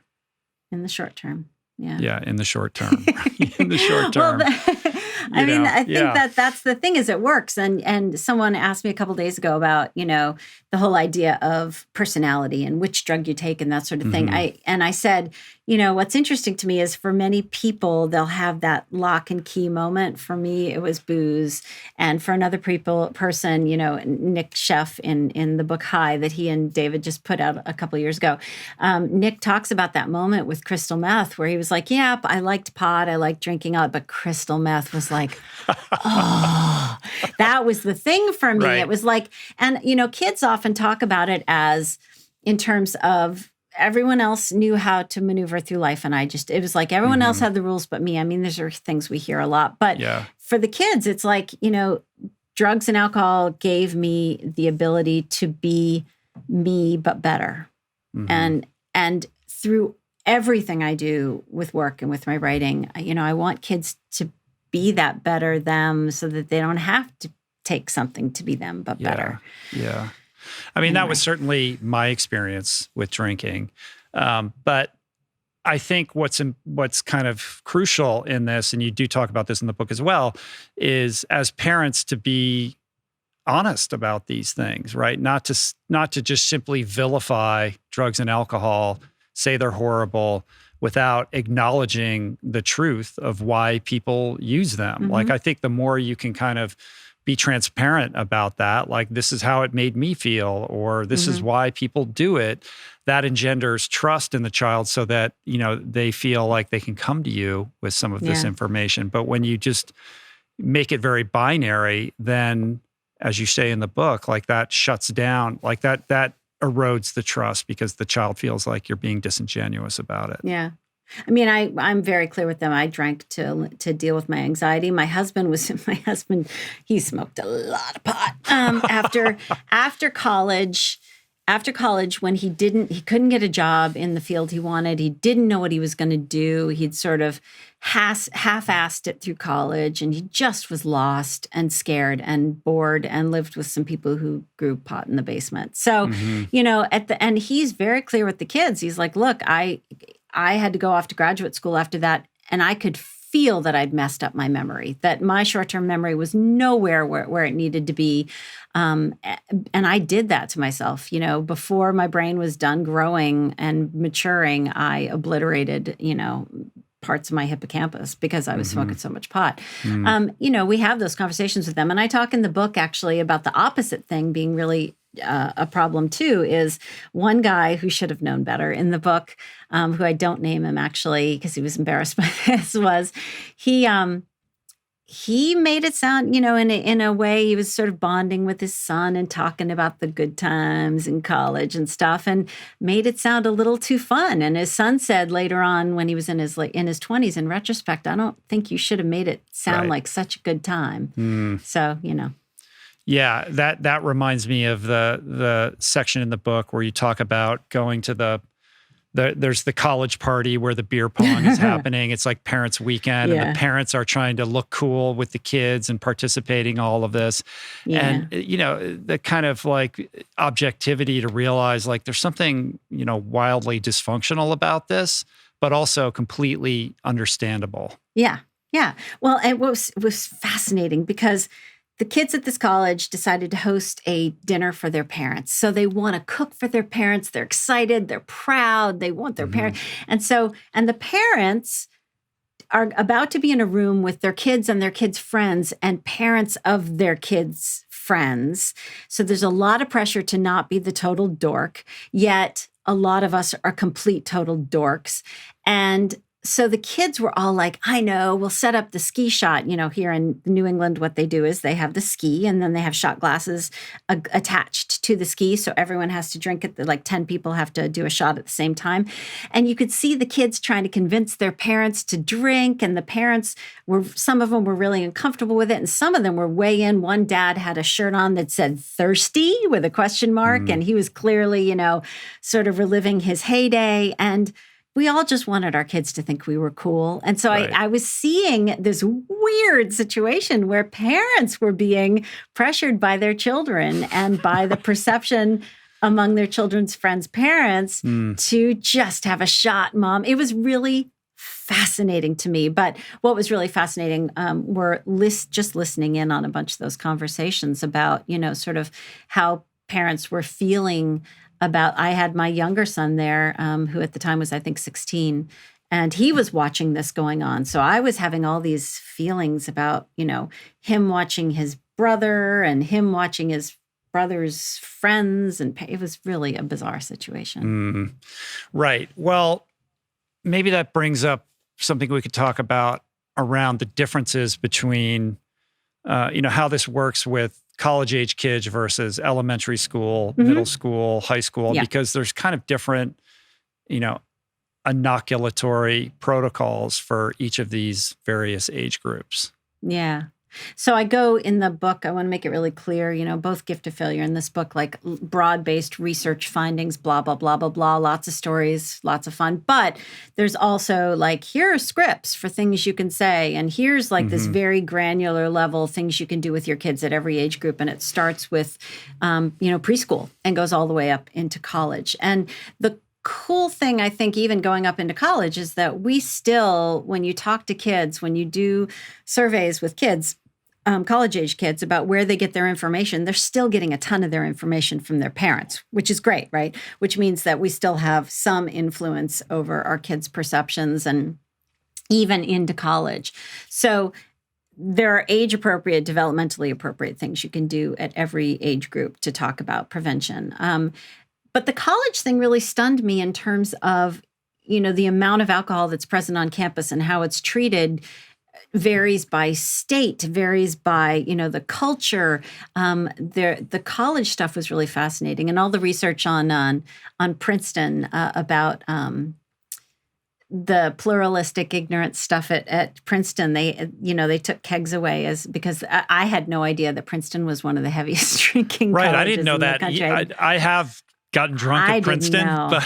but so I've experienced that culture there. It's Yeah. been a long time, but I didn't Yeah. realize that it's Yeah. like, other than, what was it, like the Indianapolis The Indy 500? Or, there's more drinking at Princeton than anywhere else in the country. And it's during alumni weekend in particular. Right. And it's sort of like a cross between, the people coming back and wanting to, relive their heyday sort of thing. But Princeton took advantage, some researchers took advantage of the fact that Princeton was like, okay, well, we'll do something about this. We'll get rid of kegs. We'll say kegs are not allowed on campus anymore, which is such a token weird thing to do. But they took advantage of that to sort of survey how much the kids cared about whether or not kegs were allowed on campus, how much they felt other people cared about it. And the research, what they found out was that kids were like, well, I actually don't care one way or the other, but I think everyone else cares a lot. And that was the same answer they got from just about everyone, which is, I don't really care that much one way or the other, but I think everybody else cares a lot. The research coming out of the college communities also, with the advent of like wellness dorms. I mean, these are exploding all over campuses. And Ron Lieber has this new book called The Price You Pay for College, which is fantastic. He does a lot there about college amenities. Big ones are wellness dorms, because they appeal to kids who may not want to drink and who, really do want to get studying done, and to parents who are looking for amenities that they would really like to pay for. And amenities like wellness dorms, where you get rewarded. You have to sign contracts that you won't come back drunk and that you won't have alcohol in the dorm. You get rewards, like some places, this one place was giving, the more points you had for wellness categories and working out and stuff, you could earn towards like Fitbits and things like that. Oh, wow. Yeah. That's a cool idea. And a lot of colleges now have sober dorms altogether, so that, if you're part of the recovery community, you can have a sober dorm, which is just fantastic. Wow. All kinds of resources. And I think it's, the more people say, yes, that's something I want, the more those things will be available to college-age kids. I'm just envisioning the conversation between the parent and the kid. Honey, I've got a great idea. They've got this wellness dorm. It's the sober dorm. I really think this is right for you. Here's how you do it. Here's how you do it. You have the best food. So the reason, like, if your focus is on wellness and you make it really clear that that's where the freshest fruits and vegetables are going to be, without saying that the fruits and vegetables aren't fresh elsewhere, you give them some perks to want to be a part of that. And actually, some colleges will give them privileges that you wouldn't normally get living in other dorms. Yeah, I could see a lot of kids like, are you crazy? Yeah. There's no way. See, that's the thing, though, is that that's your perception of and what's fascinating is, for me, I would have been all in on that. And, a friend of mine, two of my friends' kids chose themselves to live in wellness dorms just because they didn't want to have to give up, they didn't want to be in a sort of situation where there was going to be a lot of booze around all the time, or they wanted it to be quiet, and wellness dorms tend to be quieter than, dorms where there's a lot of drinking. So I spent a lot of time thinking about what I could have learned in college had I been sober in college. And I have so much admiration and respect for young people that get sober at a very young age. Yes. And the common refrain with that person is, oh my, I'm going to miss out on all of these experiences. And, I screwed my life up so early and it's all done. And I'm like, you got to be kidding me. Like, if I had been able to get sober at like 18 or 20, like your world just opens up to you in such a, exponential fashion. And that's the cool thing about Georgia. Thing. Yeah. Yeah. Georgia and Brian, the two people whose stories I really focus on in the book, I mean, they did it. They've really pulled their lives together at a fairly young age, and it's been amazing to watch them. I was at a recovery meeting near you, actually, and met someone who was 18. It was the Malibu meeting near the high school, and we couldn't find it because it kept going up to the high school, and it's not at the high school, but that's where the address said it was supposed to be. And so I met this guy who was also looking for the same meeting, and he got sober really young too. And I kept looking at him. I'm like, how are you doing this? He got sober at like 17. Yeah. And he was 26 or something and still sober. And I'm thinking, man, and he was more in touch with who he was. He knew he had coping skills. I mean, he was a young adult with coping skills. It was just so cool to see. It was so that's cool. I know exactly the meeting that you're talking about. I probably know that person. And that's he was visiting from out of town, actually, which was why we were both so lost. Well, one weird thing about meetings in Malibu is that they call it like Rehab Riviera. There's so many sober living houses and rehabs in that area. So that means there's a lot of young people who are grappling with sobriety, but it can be very sort of transitory because people are kind of coming in and coming out. This was like an old timers. This was at a church, and it was right down the street from the high school, and there were just a lot of old timers there. And it wasn't a young meeting at all. It was actually a pretty good meeting. I was speaking up there somewhere, and found my way to that meeting. Yeah. In general, recovery in LA is remarkable for many reasons, not the least of which is how many young people are kind of in the program, because so many young people come to Los Angeles to chase their dream and they get into trouble. And they, like the cops don't mess around in LA. Like people are forced to meet their maker, kind of right away. Whereas if they were somewhere else, maybe they could have gotten away with it a little bit longer. And so there's this incredibly dynamic, robust community of young people who are thriving in sobriety. And I just find that so inspirational. But I think when I think about Georgia and I think about Brian in your book, what's instructive perhaps for parents that are trying to wrap their heads around this issue is the nonlinear nature of all of this. Like these people, there's this idea that, look, you got a problem and now I'm going to send you to a treatment center, or you're going to go see this person or go to this program and all will be well. And that works occasionally, but for the vast majority of sober people, there's a rubber banding effect that takes place that could go on for years in some cases before recovery really locks in. And I think it's instructive, and hopefully you can talk a little bit about this, for parents out there to kind of understand that if somebody's got 30 days or 90 days or even a year, to not get overly attached to that. In the same way you talk about in The Gift of Failure, like not being attached to grades, being more attached to the process of sobriety. And there's going to be, some backward steps most likely before something really connects and you create, a stable foundation of sobriety. It's funny you say that, because I just realized that right behind me, I see the triangle. There's, that's my 24-hour chip. That's the most important one. I don't keep my 7-year chip up. It's in a drawer somewhere. But the 24-hour one is the one that means the most to me. So that's the one that's up on my wall. And I think, especially for kids, I don't know if you had a chance to see this, but there was a show that was made by MTV called 16 and in Recovery. And it was based at the North Shore Recovery School. There's a consortium of an association of recovery schools in the United States. And this is sort of, I think, what I'm supposed to do next. I think I'm supposed to start a recovery high school. Anyway, this was based on the North Shore Recovery High, and it really does an incredible job of showing what kids are up against in recovery. Because adults can say, cool, okay, so in recovery, they say, I'm going to have to get new friends and I'm going to have to sort of change a lot of what I do. But then you send a kid back to their family and maybe their parents are using and their friends are all using and they can't pull a geographic and they can't do any of these other things that adults can do.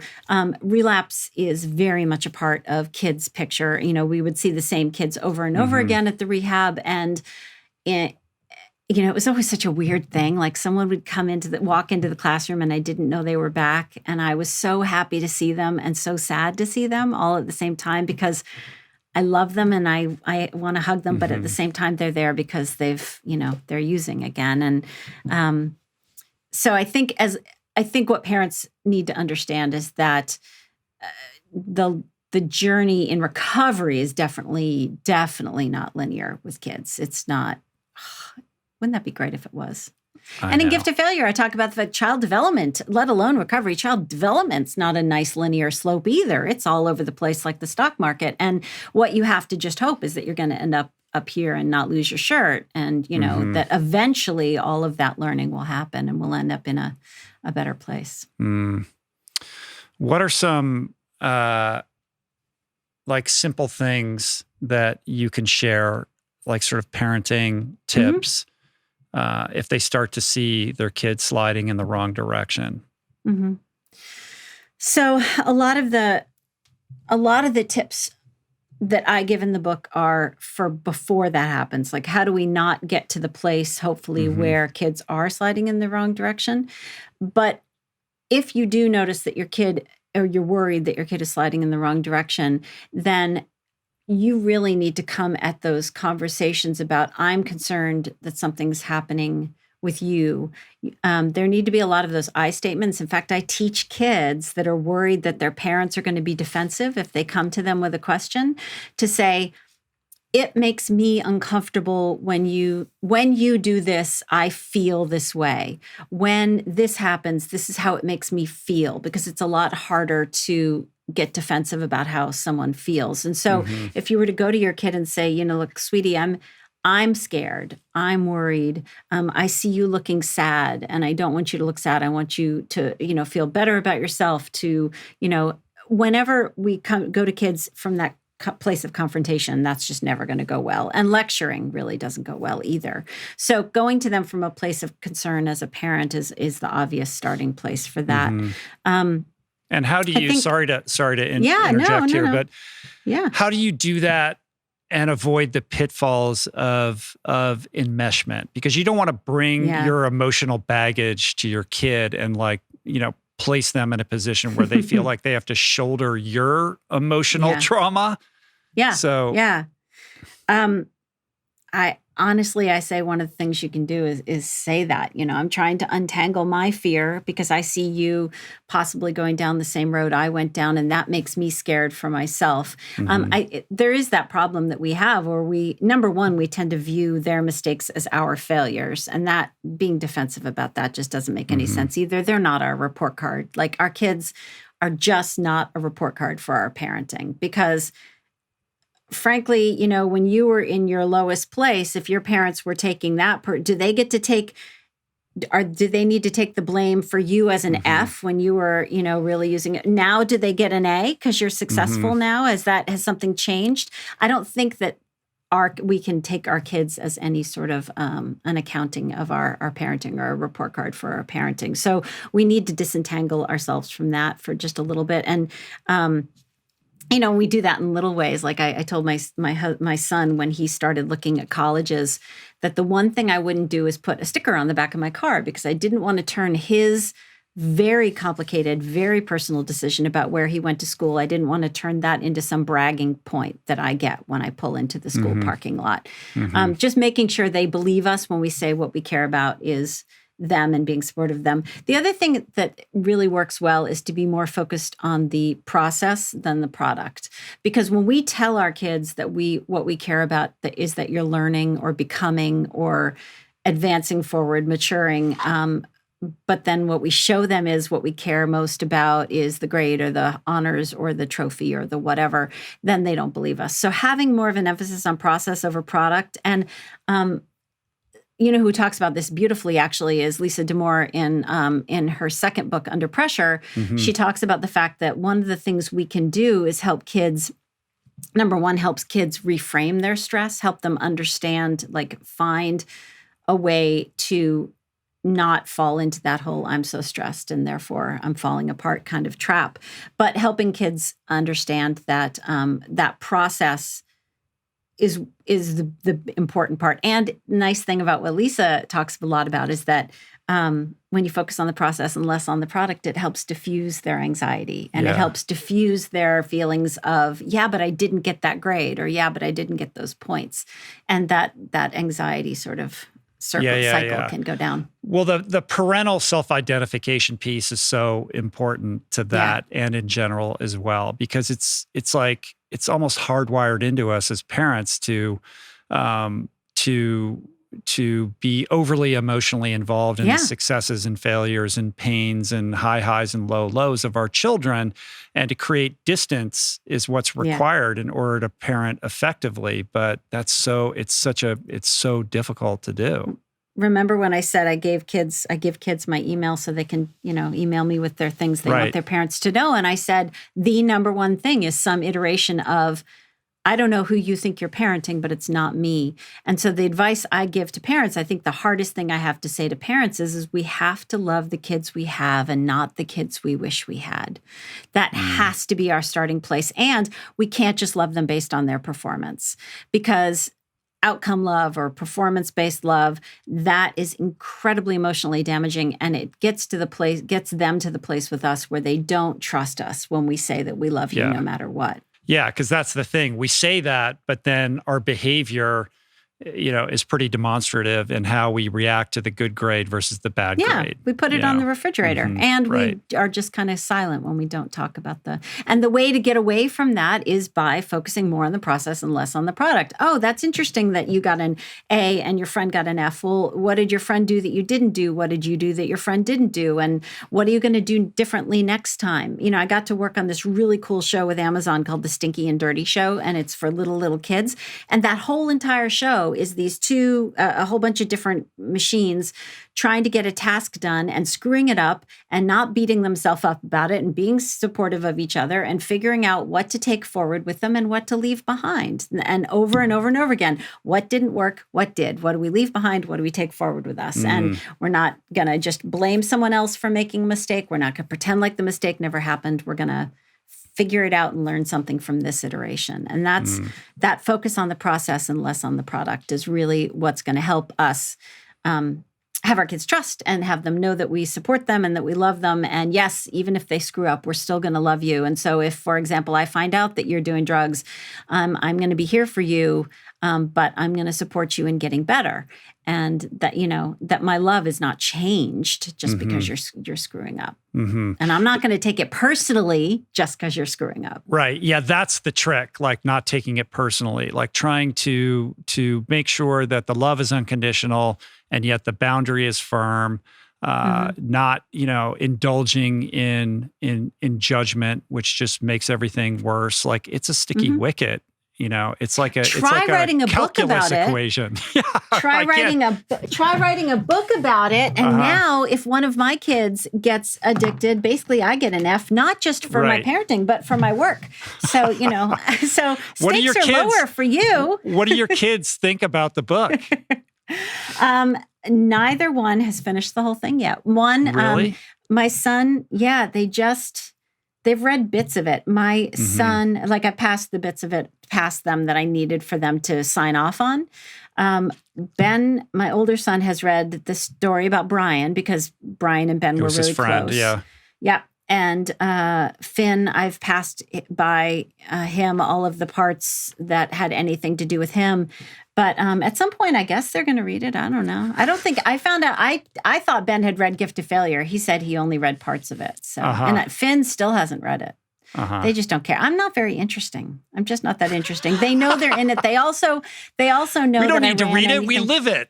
We know you. Yeah. And I also think that they know that they've read the parts that are about them. So, and the rest is just embarrassing mom.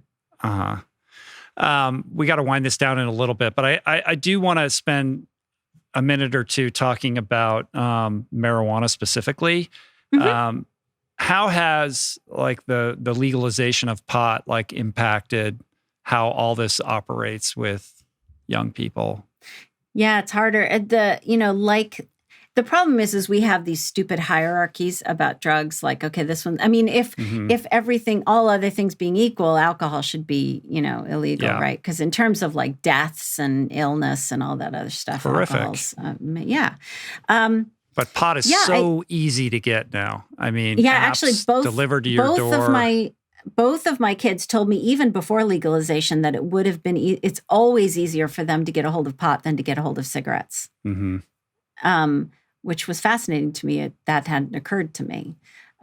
Anyway, so, I live in Vermont. I talked about this, I talk about this in the book, that not only did I move my kid at a really delicate time during his adolescence, I moved him to Vermont. The only other place where I've smelled quite this much pot was last time I was in Portland, I think, or Seattle. So that's made things a little more complicated. There's also the novelty issue. I think it was really interesting to see actually how much adult use went up. In general, over the last decade, drug use across the board has been, except for vaping, has been going down among adolescents. And we're a little worried about sort of the downward slope has leveled out a little bit. But I don't know that we quite know what that means yet. And drug use is down in all categories in adults too, except pot and psychedelics. Right. And I don't think it's number one, we have legalization. Number two, we have really interesting books by Michael Pollan and, a bunch of other people talking. And we have what it looks like some really valid use for some drugs for PTSD and end of life. I think there's some really interesting research going on there. And but across the board, I think it's been interesting that it's actually mostly been adults who have had a major uptick in their pot use. Well, I don't know what it's like in Vermont. There's no billboards in Vermont, right? But in Los Angeles, or has that changed? Oh, I didn't. No, so Vermont's not allowed to have billboards. We have no billboards here. Yeah. Last time I took my now 17-year-old to New York, I had to be in Studio City for something. And he was looking around. He said, "So this is the sushi and pot part of town, huh?" Right. That's all of Los Angeles, I think. That's the whole part of the town. I mean, it's wild to drive around Los Angeles and see dispensaries on every corner, some of which look like the Apple store. Like they have, sort of created these environments and experiences that are, it's no longer like, a flashing green light down a dark alley. Like this is like on the main promenade, and billboards that would have you believe that pot is just a sort of an important part of your daily wellness routine. And CBD is in everything and all of this stuff. And so how does that impact the psyche of a young person?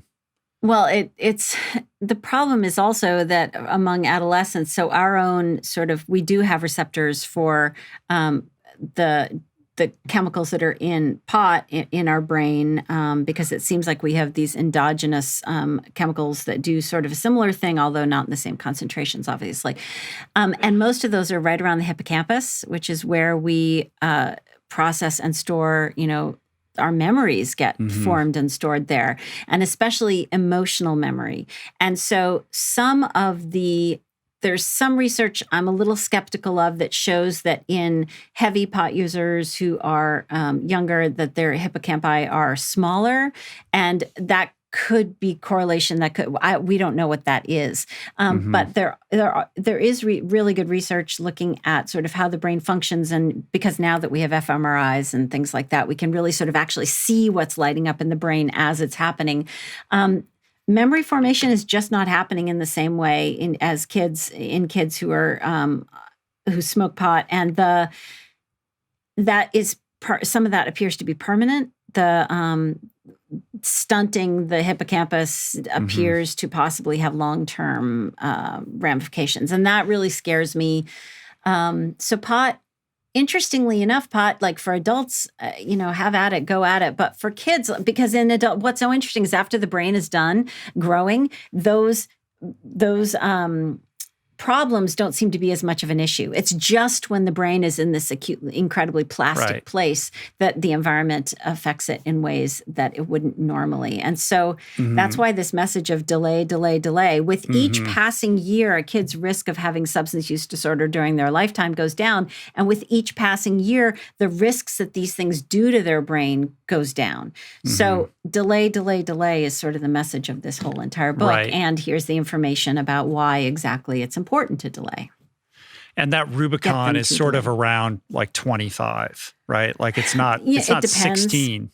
Mm. It is not 16, no, early to mid 20s, actually 24, Yeah. 25. But that also depends on the kid, and and you can't force that stuff. I mean, these are things that myelination and synaptogenesis and wiring up the frontal lobe to the rest of the brain. That's not stuff you can rush. And the thing that most people are worried about is, if you don't have the full ability for everything to hook up and everything to get myelinated and the synapses to talk to each other in the brain during this period, you don't get to go back. It shuts, that door closes in the early 20s, early to mid 20s. So the damage is done, and there's no going back to fix that. And do you really find scary. that when you communicate that to a young person, that lands, like they're able to hear that, or is that just dismissed? Like, my experience is going to be different, or I don't care. There's an article I wrote back when I had a column in the New York Times called The Parent-Teacher Conference. And I wrote one column I was sitting around at the rehab one time, and we had a full group of really honest kids, really forthright kids. And so I asked them, what in your most open and receptive moment might you have heard from adults that might have made you think differently? And I said, I don't want you to tell me what you think I want to hear, or, whatever. And these were kids that they trusted me. We'd worked together for a while. And for all of them, it was honest information. Give us the information we need to make a smart decision, and then trust us to make good decisions, given that we're still growing and we're not always going to make the right decisions, but at least have some faith that when you tell us stuff, we can process that and make some decisions for ourselves. So no, they might not have made different decisions, but they all said, respect me enough to give me the information. Respect me enough to know that given some information, I can weigh, and here's the other problem I'm going to mention is that, when you say, oh my gosh, how could you have done this? How could you not have known that if you got in a car with a drunk driver, they were going to hit a tree?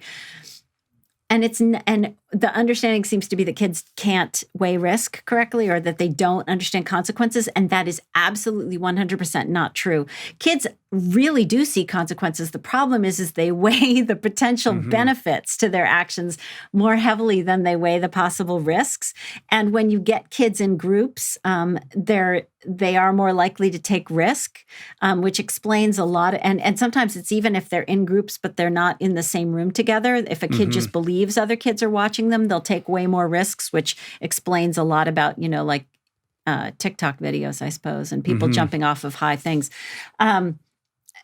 And that doesn't happen in adults. If I put you in a room with some of your friends and have you play a video game that asks you whether or not to make these decisions that sort of gauge your risk, you won't take any more chances based on the fact that your friends are there, but kids will. They just they have a different calculus. Sure, the calibration is different because they're going to over-index on social approval because that feels like life or death to them. Like that and what feels good, right? Yeah. Right. To be ostracized or to be included is survival. And so that's gonna weigh disproportionately into the decision to incur a risk. Well, and that's why the chapter is called Wired for Risk, because they are wired for novelty, for, all the things that they're naturally supposed to be doing as they pull away from us and become their own adults. We want them to want to take some positive risks. We want them to want to go out there and seek novelty because that's what's going to make them be successful adults. But the question is how we moderate that and how we present. If you have a kid who really loves risk, you better be looking for as many ways to introduce positive risk into that kid's life as possible. Get them to do things that, yes, are risky, but risky in a direction that isn't like them leaping off of the garage into a swimming pool. And how does that risk calculus does that differentiate based on gender? Yeah, I haven't read a really good study on this, and that may just be my oversight. But all of the stuff I've read has been equally female, male. Like all of that stuff I was just talking about with risk, all of his research, this is Lawrence Steinberg at Temple University. I think all of his studies are evenly female, male, female, 50%, 50-50. I haven't read, I do know that from an education perspective, I've done a lot of work researching boys in education. And I will tell you that I wrote an article for The Atlantic on the importance of touch and of normal social touch. And one of the things we do know is that boys tend to get they get more social touch opportunities to experience social touch at all boys schools because the teachers, and especially when they're taught by men, because men understand the need for the roughhousing sort of thing, whereas when they're in a co-ed environment or they're being taught by women, the women are like, oh, don't hit each other, don't punch each other on the shoulder, that kind of thing. But yeah, I haven't read a lot of stuff about the risk stuff. But there is stuff. My instinct says that probably boys are wired to take more risk, but I'm going to have to go look it up. And there's actually a brand new book out that's over on my shelf over there somewhere called To Raise a Boy by Emma Brown that I am just itching to open up because we need some good books on boys and that kind of stuff. But there is lots of stuff in your book about gender differentials with respect to substance use and abuse, right? Like how girls' relationship with alcohol versus boys and how that changes depending upon age, et cetera. So there are not just attitudes either. I mean, girls have less of a particular enzyme that breaks alcohol down. And so given the fact that we know boys' bodies have more water in them and girls' bodies have more fat in them, and therefore a girl can have fewer drinks and be as drunk as a boy that has whatever. But also girls are just not metabolizing the alcohol the same way the boys are. And so girls are getting a lot more of that effect going on, and girls tend to drink for different reasons. Girls tend to drink to deal with their anxiety. It's just there are patterns that are, that will show up. And I think what I hoped to do with this book was show you all the patterns that have been out there and proven themselves. So if you see, a pattern that you recognize in your kid, you can say, okay, so that's a conversation I could have. All of these bits and pieces of information about risk factors and about how a kid might react, those are all just so you can say, okay, I recognize that in my kid, or I don't recognize that in my kid. And if so, that's information for me, and that information is power because now I have a starting place for a conversation. I want to end this with just some thoughts on the non-discriminatory nature of substance abuse and addiction. If anybody is under the impression that their parenting skills are going to completely inoculate their child from any risk, let me disabuse you of that notion right now. Addiction does not discriminate. It doesn't matter your ethnicity or your socioeconomic class. So maybe let's end this with not a cautionary tale, but maybe a reality check, because we are dealing with a situation in which addiction rates in teens, I'm sure in the pandemic are going through the roof. And you quote the statistic that 9 out of 10 adults with substance use disorder report they began drinking and taking drugs before age 18. So this is a very real situation with, incredibly profound consequences for young people and parents, regardless of, who you think you are. So maybe round us out with just a takeaway on that subject. I think there's so much potential that's just out there waiting for us to grab it. And a big part of that is these school programs that work really well with parents and schools, especially when they're working together. A lot of the really, really good school-based substance abuse prevention programs have the full curriculum is not just for the school, but for the parents as well. And there's such an opportunity because of so few schools are using evidence-based programs, and there are a bunch out there that are really good and have been shown to work. If we could get those, like if I could make any one thing happen, it would be that we get those programs into schools so that at the very least, we're starting there where we have a huge deficit, and that parents can share in those materials, because so much of the stuff that works in schools, there are components that work at home, and we could all sort of be on the same page about this. That would, but if I get to be queen of the world, it's that everybody gets early intervention for their their ACEs, their trauma, their learning deficits, all of that stuff. That's my queen of the world wish. Yeah, and I think I would also offer to any parent who's contending with this or has a child who's, dabbling or dealing with an issue right now, to the extent that you can get on top of it, it's such an unbelievable opportunity for a young person to start grappling with their interior life, to confront their trauma and their anxiety and develop like a fluency and a language for how to deal with challenging emotions. Like this is something that I knew nothing about until I was, a middle-aged man. And the idea that a teenager could start contending with this is such a healthy thing and such a beautiful opportunity for, how they're going to kind of, mature into the world. There are aspects of recovery. I look at some of there's one meeting in particular that it's a dual speaker meeting, 2 speakers in one night. And inevitably there's some like biker guy in his 60s who gets up there and tells this story and reveals, says things like, I just didn't have any humility, or I didn't know how to reach out and ask for help. And no one had ever told me that that was okay. And those are the tools that I wish we could start giving kids younger so that we don't have to have these people come up to a podium and say, I just never, ever knew how to turn to someone and say, I need help. Imagine having to get to 60 before you realize that you're allowed to be sad about things and cry and ask people for help, or realize even what humility is. I think there are aspects to going through recovery that some of the kids I've seen who have successfully come out the other side have incredible skills. And there's no And they become incredible human beings with so much to offer. It's no coincidence. Yeah. Well, it's no coincidence, spoiler alert, that really good substance abuse prevention programs are good social emotional learning programs. Yeah. That's at the heart of them. That's what they are. And they give us the tools to know how to to name it and tame our emotions and that kind of thing. Right. Well, so good to talk to you, Jessica. I really appreciate it.